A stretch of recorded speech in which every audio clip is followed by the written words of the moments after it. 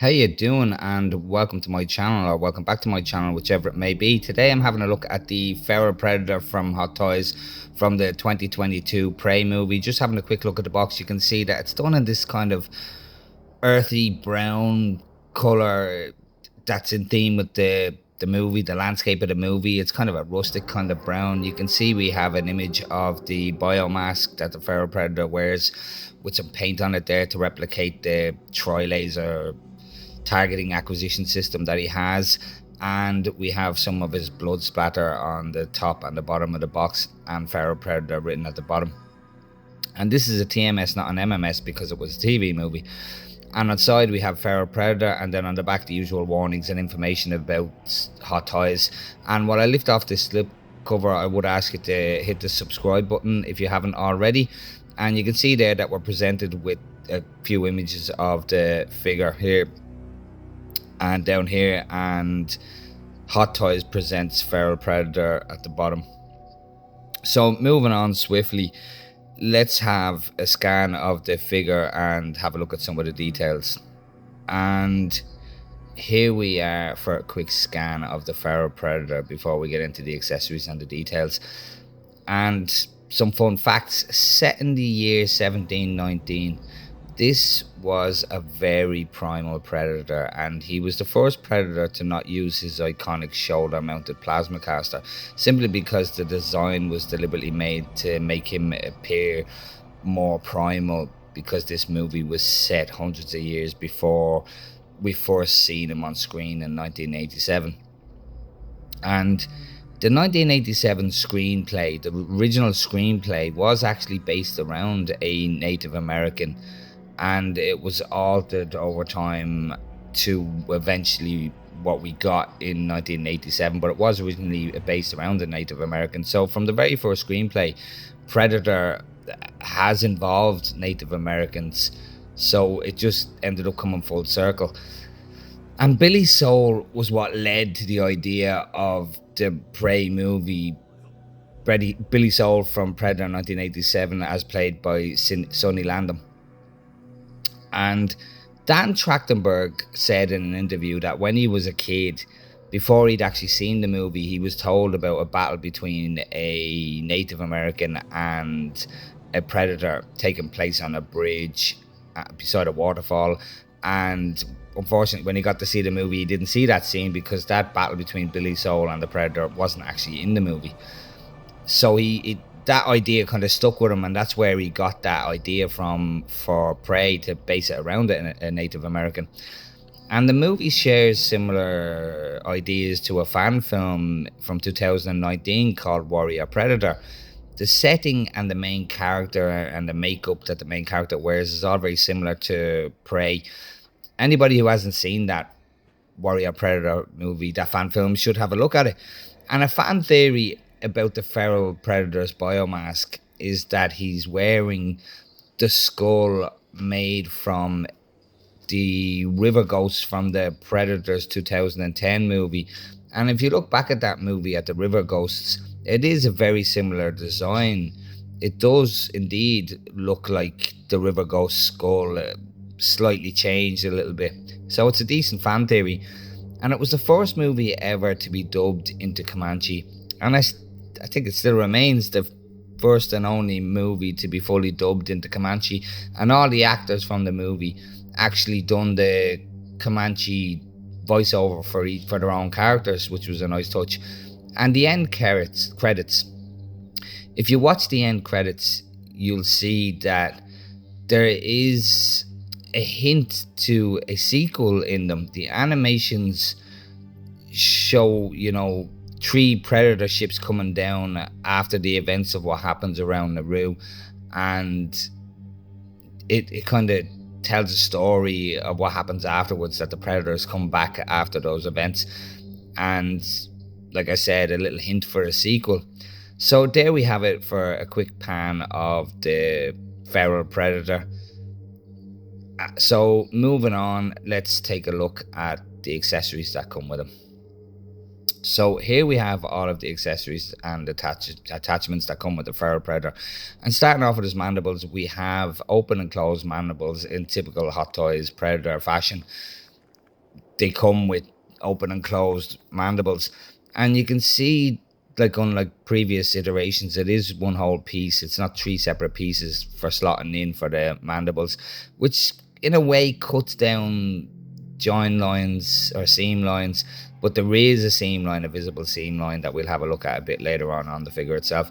But you can see there that it has these two little ports where it plugs into by pushing it up into the top of the feral predator's skull, rather than pushing them directly in like previous iterations.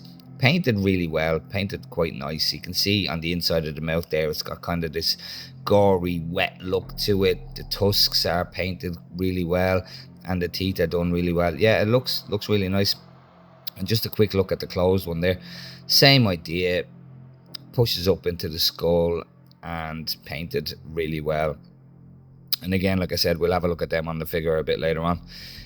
And then we have his shields that he uses in the movie in quite a few scenes in the movie. And anybody who's seen the movie knows that it does start off as just one kind of long bar, and then everything fans out. It all fans out and opens up.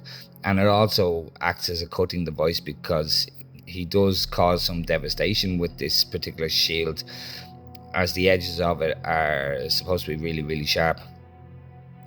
And he does, like I said, cut some people up with it and almost decapitates Naru with the shield. It looks really movie accurate. You can see all the separate pieces in it there where it's supposed to fan out, open and close. And if I hold it there, you can see there that bar that's all kind of one piece, that I think where it starts off and everything fans out from there. And really nice bronze effect on the ends, on the edges of it, and then this kind of gunmetal grey on the inside with a nice wash running through it, and it shows off the separate details to it.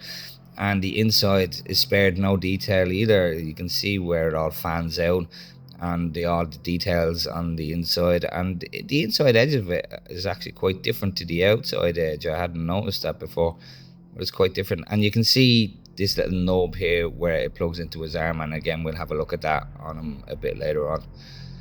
And then we have two arrows from the Comanche basically, and they plug into the base to make the base look a bit more dynamic. And also we have Naru's tomahawk, which also plugs into the base, and a lot of people thought that we were getting a new Naru figure because of that tomahawk, which never happened. So then we have his combi-stick, is what it's called, and it comes in 4 different pieces to change it around for different settings for it. This is it fully closed, as you can see there. Everything's all retracted in, and this magnetizes onto his back, which is a nice feature. And you also get this small piece, which is the handle of it, because anybody who's seen the movie knows that it does separate into two halves, and it can be used for like close quarters. And this side is the bludgeoning end, and this end as the stabbing implement. But he also can use it if you pull this end off here and this end off here. Now this can be a bit difficult to do. It's very, very tight. If I can get it right, there's one particular way that's easier than others, which I just feel like if I push too hard, that's going to break that bar that it slots into. That's not it either. And this must be it. It's very, very stiff. There's a little fear of breaking it. And then just pop this end into here, and there we go, very stiff. And it acts as a spear as well. I'm having trouble getting that into frame, it's quite long. So it does have dual purpose, I suppose. It can be used as a long distance or a mid distance spear, and as a close quarters weapon as well. So that is very stiff. Come on, no. And there we go. So let me get all these pieces back together just so I don't lose anything. And there we are. So moving on then, we have his bolt gun. Really nice job, really movie accurate. This is kind of his pre-plasma caster. It's what the Yautja would have used before they had the technology of the plasma casters. So this is like a prehistoric Yautja weapon at this stage. And it really looks the part. It looks just like it did in the movie. And we have 2 arrows that go with it. Now, bit of a cop-out from Hot Toys, in my opinion, because he has 3 lasers, and anyone who's seen the movie knows he can shoot 3 arrows at a time. And if I can just pop this arrow into the little slot that it's supposed to pop into, just get this angle right, and there we go. The arrow does plug into there just to make it appear as though it's ready to fire. And then you can pop the other one into the side, along the side there, to make it appear as though it's the next one in line to go. And if you had a third one, you could also pop it in. Like I said, bit of a cop-out from Hot Toys. They should have added a third arrow to complete the setup of the whole weapon. It wouldn't have cost them anything to pop in a third arrow. So not great from Hot Toys, but it's not the end of the world. But you can see the details in it are really nice. This bronze effect running through it, which looks like the Yautja language written on it. You can see there, it looks like the Yautja language, and all the bronze pieces running through it, and more of that Yautja language in this section here. Really nicely done. And then we have his cut clamp, or bowler. This is something that he throws, or he uses it, as anybody who's seen the movie again, he uses it to release himself from traps. Now this I would have expected to be a bit more flexible. It is a kind of a semi-hard plastic. It's not very bendable. Anybody who knows the movie knows, if I hold it this way, it should coil up for packing it away, and this end here just sits into that groove there. Like I said, it coils up and packs away, and then he grabs that end of it and he flicks it to open it all out. And just should be a bit more flexible, or have a wire running through it just to make it a bit more flexible. There is one on the figure, on the back of the figure, we'll have a look at a bit later on, that's all coiled up. There is a nice wash running through it. It's movie accurate. You can see him in the movie using it for a couple of different purposes, one being to release himself from a trap, and the other to throw and sever limbs. Then we have his Predator gauntlet blades, which come with every Predator figure, and these are quite long. They are made out of plastic, no die cast, unfortunately, a bit flimsy, but they have some nice detail in them there. You can see that some indents in them to make them look like metal that's been forged, I suppose. And they do look the part, and again, we'll have a look at them on the figure a bit later. Then we have his biomask, and this is very, very different to previous iterations of the biomask. It is not made out of metal, it's made out of bone. Although there is some metal kind of attached to the sides of it there at the top. And again, anybody who's seen any of the extras of the movie or any of the makings of, there is supposed to be technology on the inside of it there. There's supposed to be some detailing in there where the Yautja technology is placed inside, simply because he doesn't have any eyepieces in it. And I think the technology on the inside of it is supposed to have kind of sensory equipment in it that help him see, or he sees things in different, in a different way to just directly seeing them, like the infrared or whatever it may be. The helmet, or the biomask, appears to be, like a fan said, to be a skull of a river ghost from the 2010 movie Predators. And then we have his Troy laser there for his targeting acquisition. And there's a nice kind of pinkish, kind of red, it's almost like a pink running through the centerpiece of it there, just to separate some of those panels. And then some nice wash running through the bottom section of it there to make it look like old bone. And it really does look the part. There's some nice detail in it. And then we have 6 hands, and they're all painted quite well. there's a nice bit of texture to them. But I'd have to look back. These lines here that are painted onto it just end. They don't continue up the arm. I'm not sure how accurate that is, but they don't continue up the arm, and it just suddenly stops and kind of takes away from the illusion. I'm not sure how accurate that is. I'd have to look back. Painted quite nicely, a lot of texture in them, and you can see the nails are painted in like a semi-gloss black. There's a bit of a shine off them, and there's the scaly texture to it, as I said, and some nice details to it. Looks really good. So there we have it for all of the accessories that come with the Feral Predator. Moving on, we'll have a look at his base. And here we have his base here. Quite a big base, not massive, but it's big enough. It's bigger than your standard base, but however, there isn't a whole lot of room for the Predator's feet. If you want to dynamically pose him, you have to put his foot up on the rock, or put on that piece there at the back, or put on the log. As big as it is, because there's so much happening on it, Hot Toys haven't left a whole lot of room for the Predator to actually stand on it, unless he's in a museum pose. It is quite nicely done. You can see there's this moss effect on it there. There's this kind of patch of material here, or hide. I'm not sure what it's supposed to be. The same with this piece here. Looks as though it's supposed to be some animal skin or something sitting over like a rock, or it doesn't even quite look like a rock. I'm not sure what that's supposed to be, to be honest. It looks like some sort of animal skin sitting over it. And then we have this really well done section of a tree. It looks a bit wet. It's got this gloss effect on the top of it there, as you can see.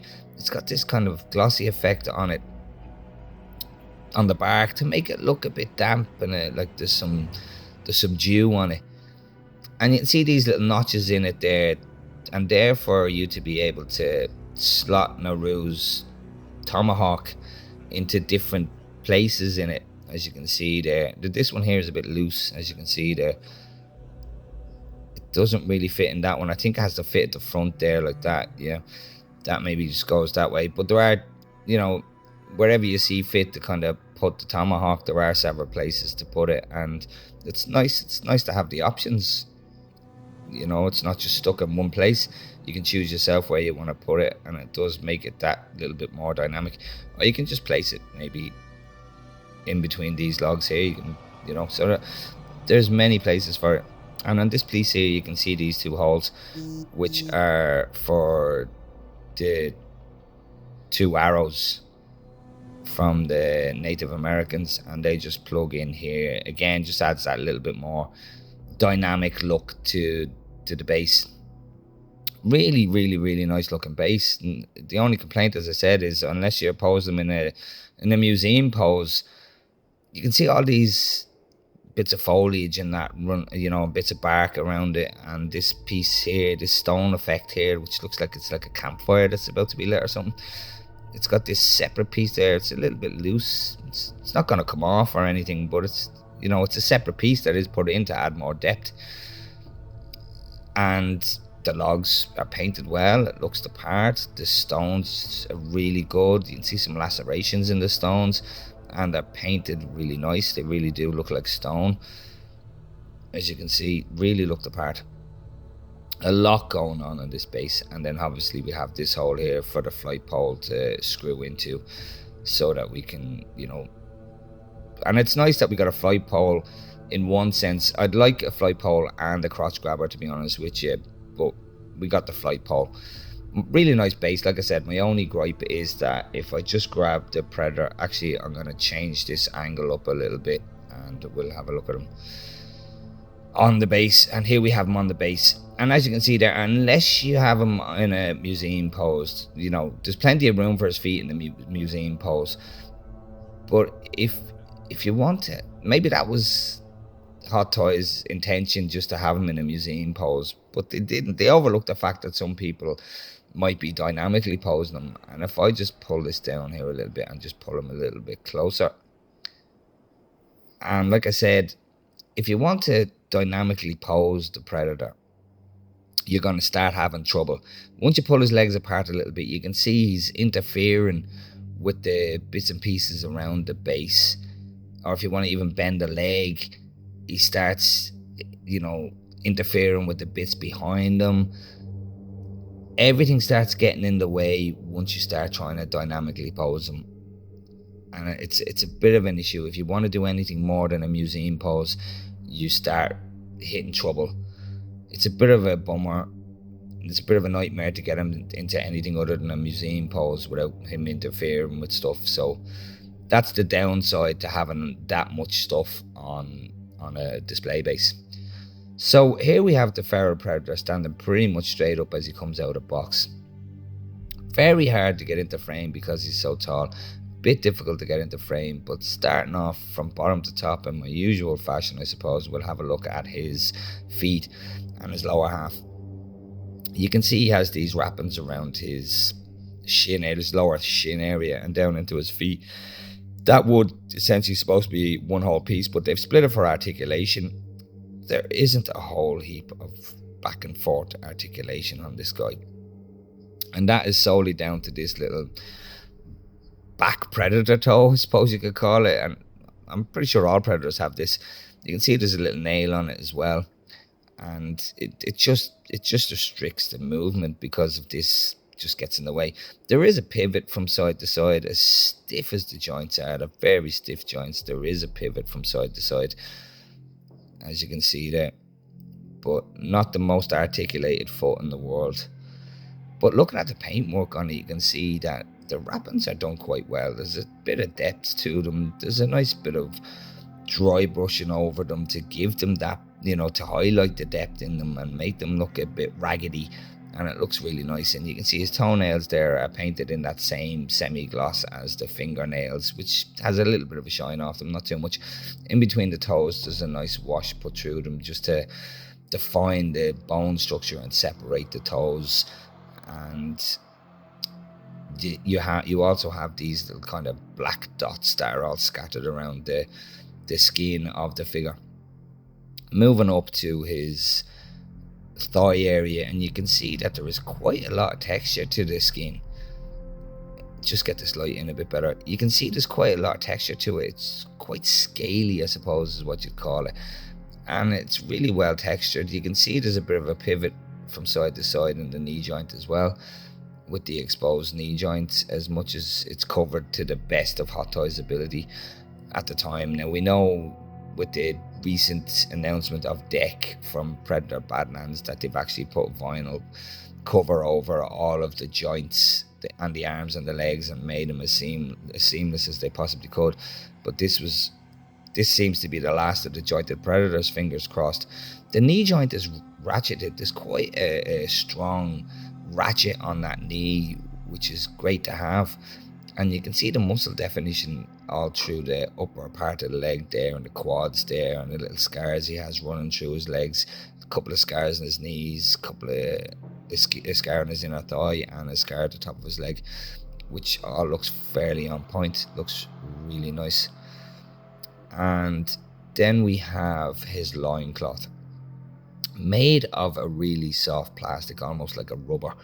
So there's no risk of degradation gonna be happening there on the loincloth like previous iterations of the Predator.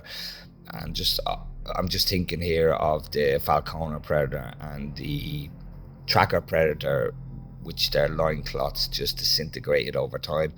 Quite old figures now, but the pleather on them just disintegrated. There's not many of them that are completely intact about the place anymore. You can see he has this separate piece here at the sides that's, I think, is supposed to be a material. It is sculpted plastic, soft plastic, so again, no degradation. And the same with the side panels there, the sides armor. And these are done really well as well. It's like, best way I can describe it is it probably Yautja chainmail, I suppose. You can see it's all layered, all separate sections of it there, and a nice bit of wash running through it, and it really looks the part.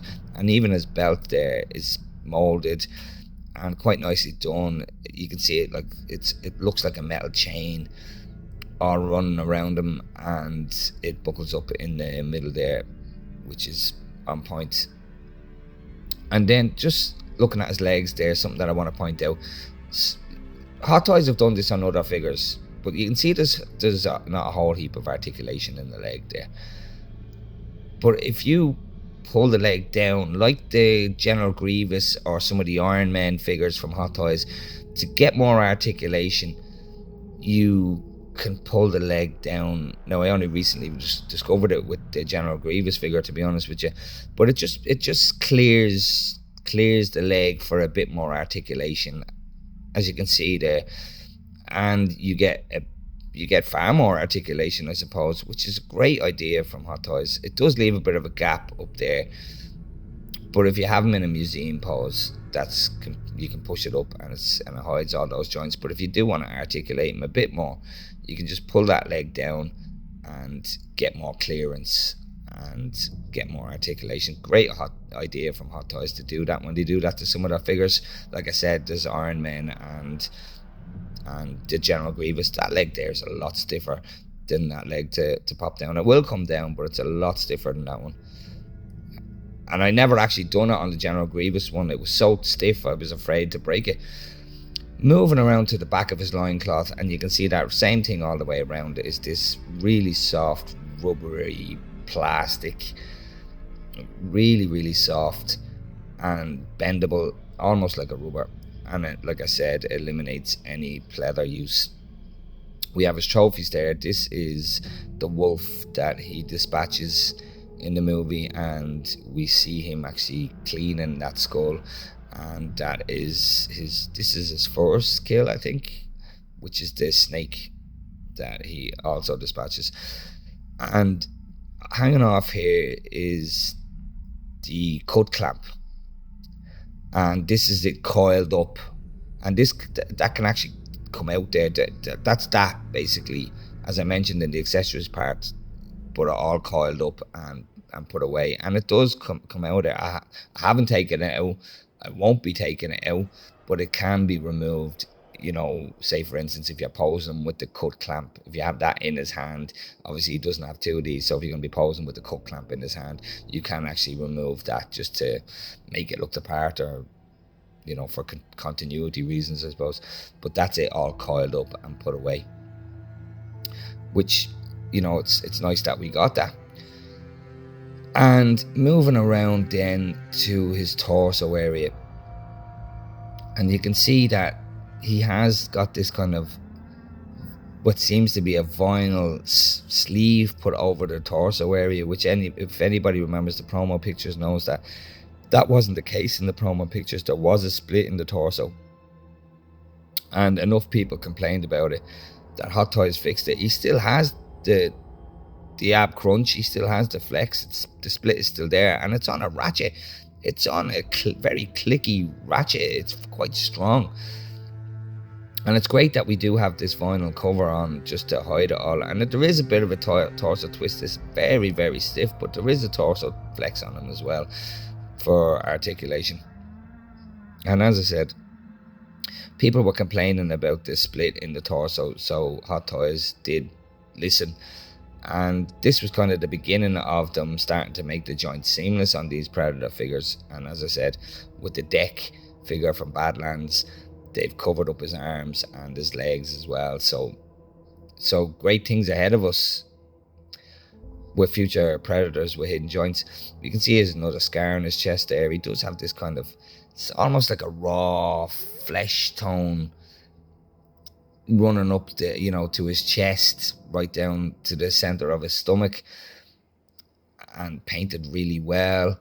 And he has all the abs there and the muscle definition and this separation put through there, and more of this scaliness to his skin, which really, really looks good and looks on point. And you can see he's littered in scars. There's another scar there and more of these kind of black dots running up him. And then moving around to the back again, you can see he has his medipack on his back. Quite a big piece. Doesn't remove, it's non-removable. And this is basically the part that you plug his biohelmet into. If I can just turn this to the top here, you take this piece off here, and you can see in there, I hope you can see there anyway, where you plug in the bio helmet, and getting that plugged in, because it's so deep, is a real pain in the ass. This thing here has a little notch in it there for the wire, so when you put the bio helmet in, you can pop that piece back on and the wire just comes through that little notch in it, which is a nice little touch. And then at the bottom of it there, you can see where the USB plug goes in. So that's basically the electronics unit of the figure, all built into his medi pack. Like I said, a bit of a nuisance to get the biomass connector in because it's so deep. Moving it up to his arms, unfortunately there's a little bit of a seam there. Not over the moon about. I realise why it was done. I realise it's unavoidable unless they done seamless joints on all of them. Most predators do have joints exposed in them, so I think it's ever since the deck was announced that I have a problem with that joint, I suppose. So I shouldn't really be giving out too much. They have kind of advanced with the next iteration. Looking at his deltoid there, you can see the scaliness to the skin and the darker tones that come into this more orangish kind of tone to him. Or as I was saying about the hands there in the accessory section, I don't think it's accurate that these black lines just end here at the hand. They just suddenly end. I'm sure they should be extended or faded out before they got to the bottom or to the wrist. I'm not sure. I'd have to look back, but I can't imagine that that's accurate. That the black lines just end at the wrist. Looking at his right arm gauntlet, you can see there that it is movie accurate. It does have the bone effects to it, and it has more this bronze effect in theme with some of his other weapons. And if I just rotate it around there, some tubing in it there, more of that bone effect, more bronze. And then he has like these wrappings around the inside of it there with more of this bone. And this is where, if I just grab his blades and we'll plug them in, where are they gone? There they are. This is where you plug in his gauntlet blades, his usual blades that predators have, and they just slot in here, and there we have it. And these ones are quite long. We have longer ones. Some of the AVP predators have really long ones as well, so it's not the longest, but definitely longer than the 87 predator. So they keep getting longer and longer throughout the years, I suppose. But like as I said, plastic, not die casts. I would have liked to see but die cast ones, but it is what it is. And then moving over to his other gauntlet, we have, this is the gauntlet that has the electronic self-destruct mode, and again in theme it has this bone effect running through it. Some more wrappings in between the segments, more this gunmetal grey, and then the strappings on it there. And this, as far as I know, I never quite could figure out where the 3 explosives come from. Does he take the gauntlet off and throw it on the ground? It must be the case. If you remember the scene where he's battling the French Canadians or the French settlers, he must have took the gauntlet off and threw it on the ground. And this is where the 3 explosives come from. It kind of looks that way to me, but like I said, I couldn't quite figure it out. I'd have to look back again just to figure that out. And if you take this little section off here, just this little cover here, and just take this off, and you can see there's a little hole there, little plug hole, and this is where his shield plugs in. You can see the notch on the shield, and you just line that notch up to the hole and pop it in, and there we have the shield attached. Quite easy to do, and it's on quite solid. It's not going anywhere. If I can just bend his arm down there, get him a bit more of a natural pose of him, and there we have the shield attached to the arm. Like I said, quite easy done, and it's fairly solid. It's not going anywhere. So it's not going anywhere. Nice little touch for Hot Toys to do. Let me just get this piece back on before I lose it. So there we have it for the lower half and the torso and chest area of the Predator. So let's get him a bit more stable and we'll have a look at the upper half of him. So here we have the Predator head sculpt, and boy is he one ugly, you know the rest.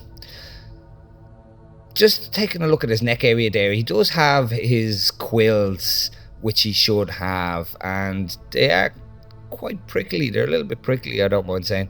They're quite rigid and well stuck in there. They're not going anywhere, and they are on point. They look accurate, they look the part, and there are a few predators out there that are missing the quills, like the classic predator and the original 87 predator. I think there are some with them and some without them, so it is a little bit inconsistent on Hot Toys' behalf.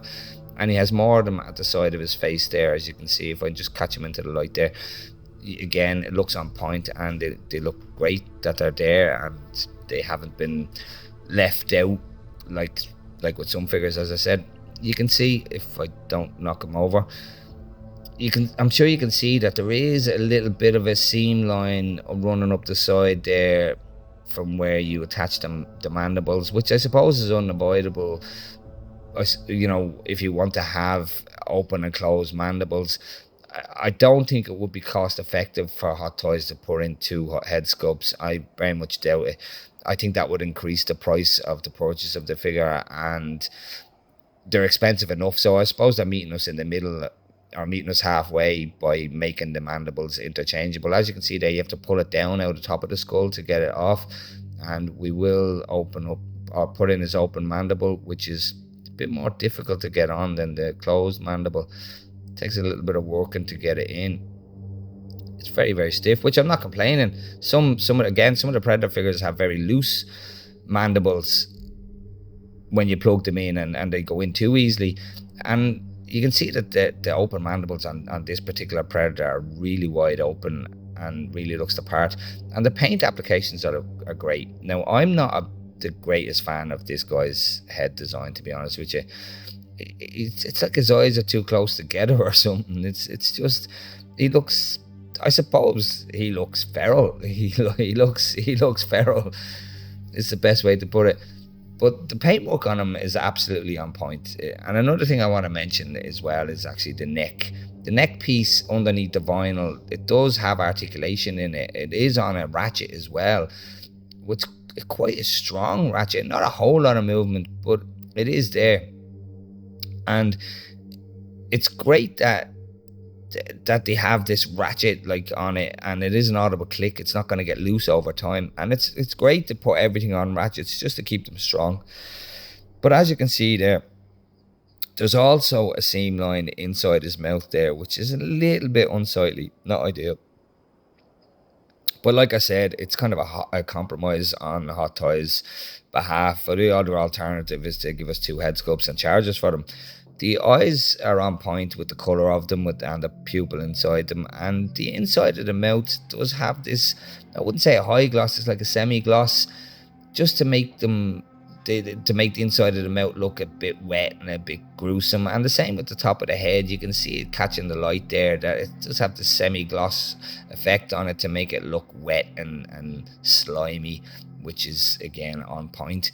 And his hair, it's got all these individual rubber strands plugged into it, and they are done very, very well. I like how they're done.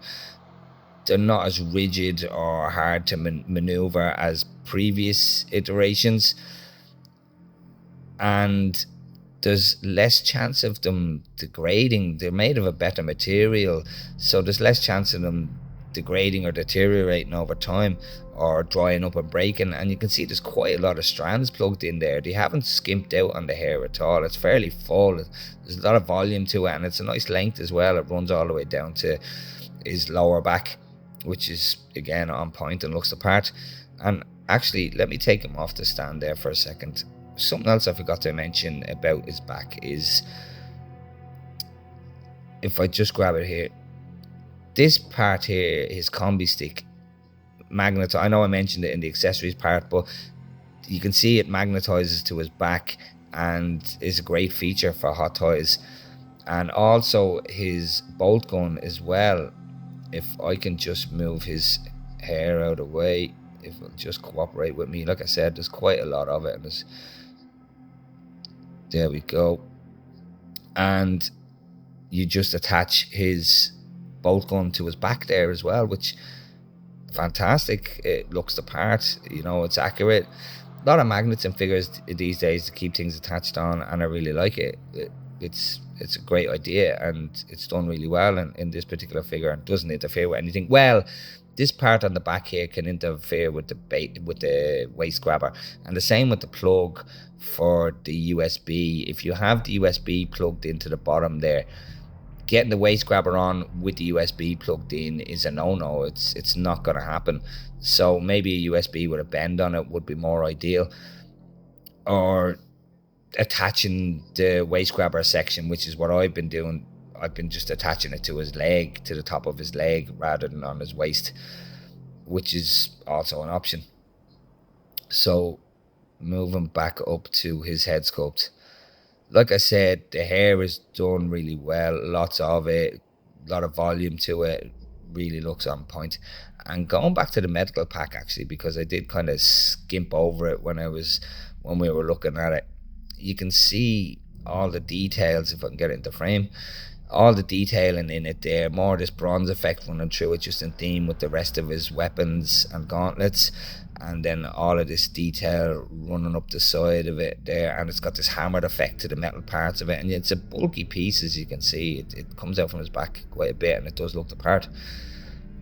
And then last but not least, we have his biomask, and it just, if I just move the wire out of the way, it just pops on with friction. It doesn't clip in or anything, it's just friction that holds it on. And I like the way they've made the wire as best they can, as close as they can to the thickness of the hair, to make it blend in with the hair, so it's not unsightly running through the hair. It blends in quite nice, and you can plug it in.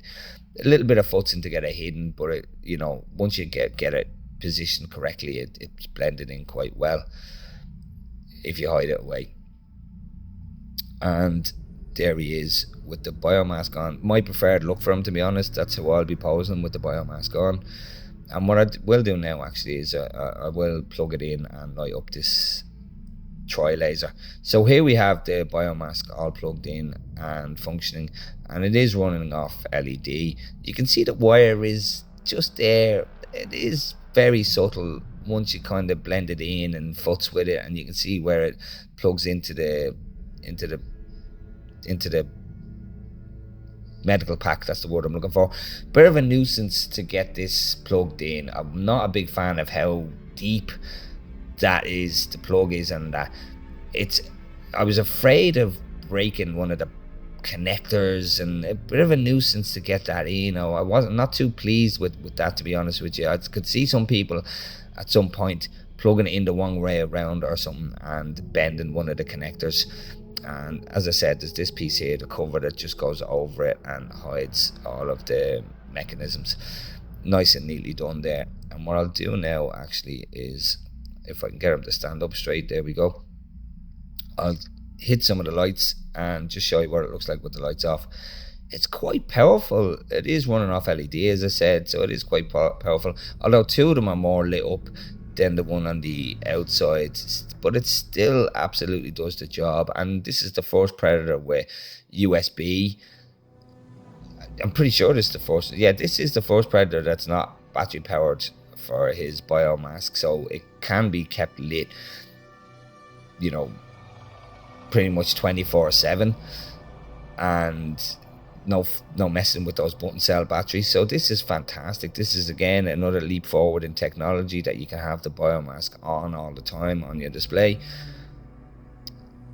And as we went through with the biomask, it is, from what fans theorize, is that it's made out of a water ghost skull, and it is definitely made out of bone.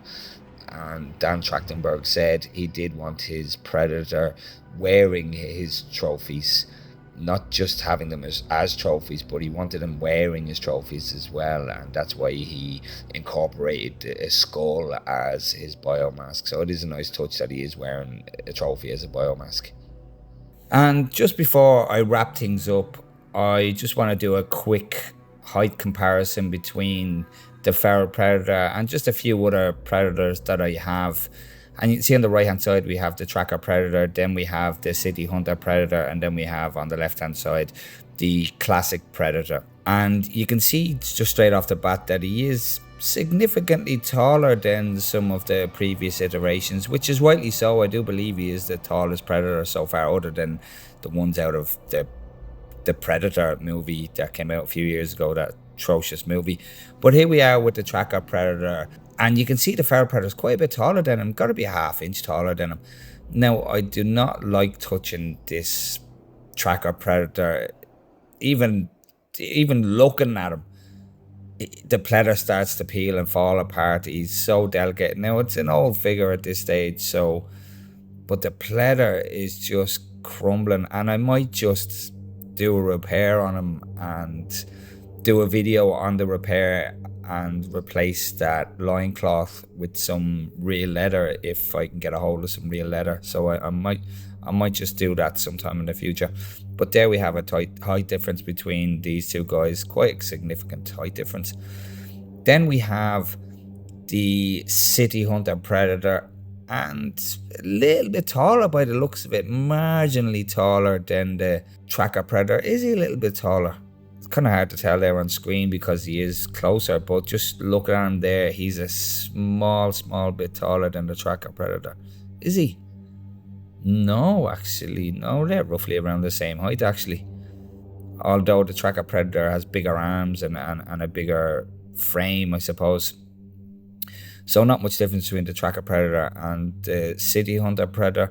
You can see there, anybody with a keen eye will see that I have repainted his braids just to bring the colour back into them. They had really faded, and it is a known issue with those figures. So moving on, we will have a look at the classic predator up against them, which I will add that the tracker predator, the city hunter predator, and the classic predator are all roughly around the same height, which I think is a little bit inaccurate. I'm pretty sure the city hunter predator was a bit taller than the jungle hunter or the classic predator in Predator 2. So there is a little bit of a discrepancy there in the height, and that's going to continue with the 2.0 jungle hunter predator that's due out, because he is measuring in, according to the promo pictures and the information given, he's measuring in at 13.2 inches, I think, which is going to be underscaled. He should be taller than that.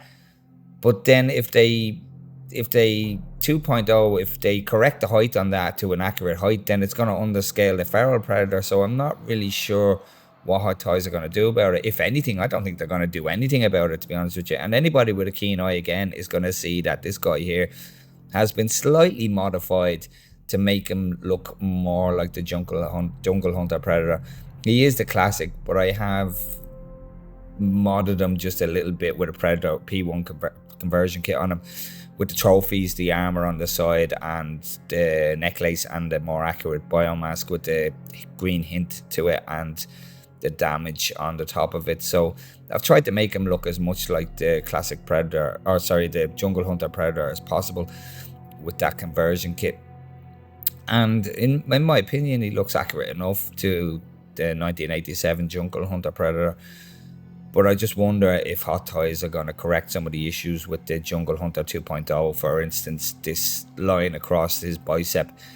As most people know, it wasn't on the Jungle Hunter Predator, and it is on the Jungle Hunter 2.0 promo pics. So I wondered, well, they say it's a new body, so I wonder, just are they going to fix that issue or fix some of the inaccuracies, because there is quite a lot on the 2.0. So there we have it for the feral predator.